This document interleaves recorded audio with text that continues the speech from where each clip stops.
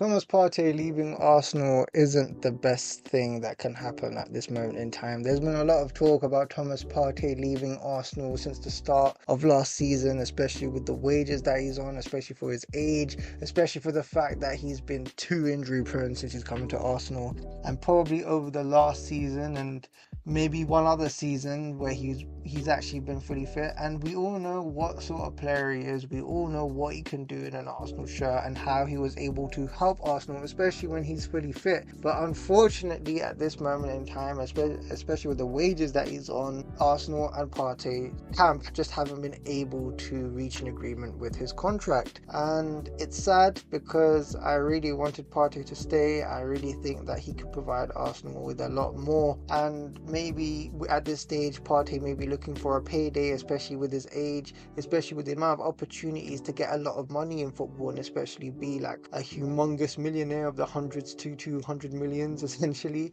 especially if you go to Saudi Arabia. But with Thomas Partey, him leaving is going to be a blow because for me he was Arsenal's best midfielder last season. You could talk about Declan Rice, but I think overall, as the guy to be that CDM or that ball carrier, he's done his job. Now you can argue about PSG and the suspension and what happened against Real Madrid and all those sorts of things, but I think for the majority of this season, especially with him having to play right back, he's done his job. He's done the best he possibly could do in the scenario that he was put in, and for me, he done all right. Now, there's been a lot of criticisms of Thomas Partey throughout his time at Arsenal, but if we were to really judge his time as a whole, I think he's done okay. But I will say, and this is the thing that I really think about with Mikel Arteta's system, we have to really be honest with ourselves. When Arsenal were playing at their best in the Premier League, essentially, when Arsenal got 89 points, who was the main midfielder playing that CDM position?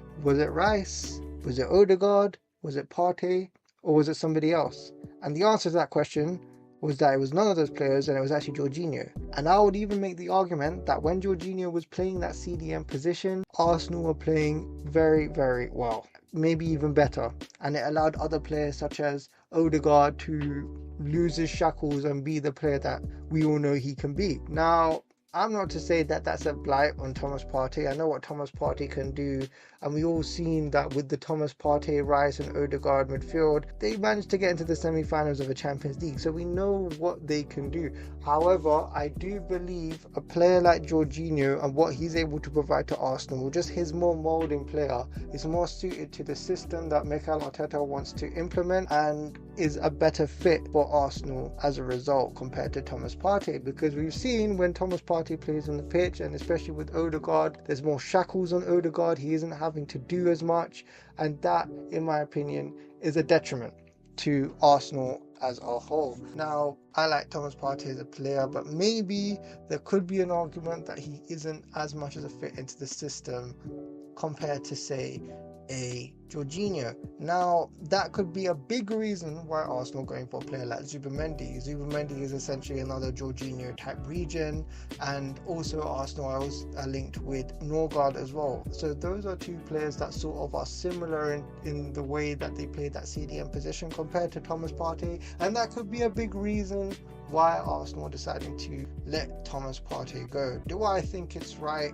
No, I think Arsenal should still keep Thomas Partey because he's still a very, very good player. Maybe he won't be as good as the previous seasons because of his age. Maybe his form of his attributes may go down due to age and his physical abilities, but I still think for a season, extra 1 year or 2 years, he could still provide Arsenal something, especially if it is off the bench. Now, in terms of the wages, 200k is a lot of money, and unfortunately Arsenal put themselves in this position by giving too many players too high wages, especially if they don't really deserve it, because trophy wise and success wise in terms of the major honours, we haven't seen anything since 2020.